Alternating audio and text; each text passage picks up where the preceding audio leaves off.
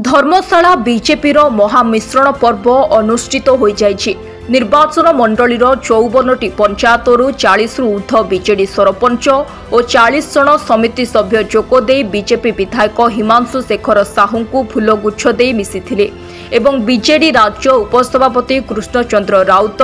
Rasulpur block और धर्मशाला block हजारू ऊर्ध्व BJD कर्मी को धरी विधायकों सहित मिश्रण पर्व में सामिल होइथिले। देखो बर्तमान सारा राज्य एवं भारत वर्ष बर्तमान भारतीय जनता पार्टी सरकार यशस्वी प्रधानमंत्री मोदी सरकार चलती जो सरकार रे समस्ते प्रायतः अधिकांश विजु जनता दल रे थिले एवं सरपंच एवं पीएस मेंबर से माने कोनोसी दलर न थांती बट समस्ते गोटे विजु जनता दलर आचार विचार आधार थिले एवं समस्ते से विजु जनता दलर आचार विचार को छाड़ी समस्ते विधिवत भाव में भारतीय जनता पार्टी सरकार रे मिसिले। आम इलेक्शन पूर्व जहाँ समस्त कहूँ आम भारतीय जनता पार्टी सरकार करूँ एवं गोटे निरपेक्ष सरकार करूँ जो सरकार रे एठी हमर बाछ विचार किछि नै एवं सबुठु बड़ा कथा है आम समस्त धर्मशाला रे थिबा 54 गोटी पंचायतर समस्त पीएस मेंबर समस्त सरपंच समस्त को आम आह्वान देइतिलु कारण आमे समस्ते विधायक एवं अन्यान्य जो दल अन्यान्य लोक रहिले एवं सरपंच पीएस मेंबर रहिले आमे समस्ते मिसिकी ब्लॉक रे समस्त पंचायत रे केमिति गोटे छोटू नहीं बड़ कार्य प्रकल्प ठीक उपयोग हो पारे ठीक कम हो पारे समस्त को लेकिन कम कराब से उद्देश्य समस्ते मिसिचु और आगामी दिन में समस्ते मिसिकी समस्ते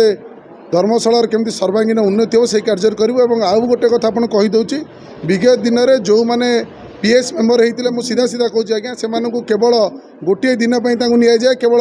नॉमिनेशन करिए भोट देवे और चेयरमैन इलेक्शन आसिक भोट देवे तापर आज्ञा आपण मैंने पचारि पार्थे से पीएस मेंबर को केबे भी से सरकार पचार ना कि कौन चाहूच कौन करार अच्छी पीएस मेंबर कार्य कौन आम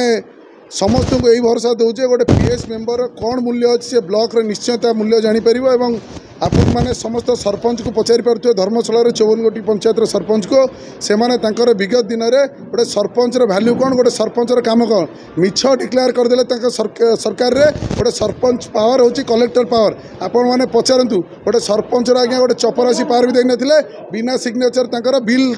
लक्ष लक्ष कोटी कोटी टका पास होता आज्ञा सरपंच भी जापार ना आम गोटे सरपंच कौन मूल्य सरपंच कौन भैल्यू ब्लॉक रे बसैक आम तार इज्जत देवु सम्मान देवु। ये भारतीय जनता पार्टी सरकार रे समस्त थिबा 54 गोटी पंचायत पीएस मेंबर और सरपंच माने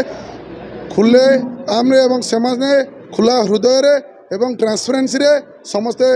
डबल इंजिन सरकार रे निजे निजे डिसीजन नहीं कार्य करें यही सरकार काम सेटा जो सरपंच जो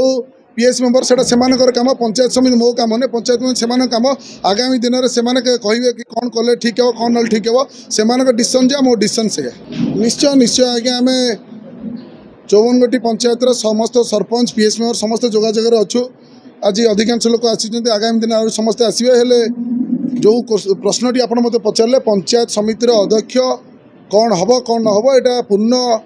तांकर मत रहा आपको जहाँ कही खोला खोली कार्य हम से ट्रांसपेरेंसी काम करेंगे तेणु ये अधिकार मुझे छड़ेबी से जहाँ डिसीजन हे डिसीजन मुझे निश्चय कार्य करी। समस्त नमस्कार महिषरा पंचायत सरपंच सफला बेहरा लक्ष्य रही आमर तो सब लक्ष्य रही आम लोकों पाखे पहुँची पारू लोकों काम करूँ आई लक्ष्य रही आम आगू रही केमती लोकों भल काम करूँ पंचायत आमर गोटे फैसिलिटी सेंटर होगी अच्छी कि तार बिल पेंडिंग होटा हम तापर आउ जी उन्नयनमूलक कार्य बाकी रही कर लक्ष्य अच्छे हाँ भरोसा अच्छी तो से भरोसा अच्छी बोली तो आसी मिसिल ना आगू केमती भल काम करूँ आज पाखापाखि आम 50 रु ऊर्ध्व लोक मिशुंच। सुमित्रा स्वाई चौहटा जीपी आमर 10 जन सरपंच बीजेपी रे मिशिचंती एवं आमर जेहेतु आमर सरकार अस्मितार कथा कहते आम ओडिशार अस्मिता कथा से अस्मिता को लक्ष्य करके आम बीजेपी आम मिशी। जाजपुर धर्मशाला सत्यरंजन नायकों रिपोर्ट फोकस प्लस।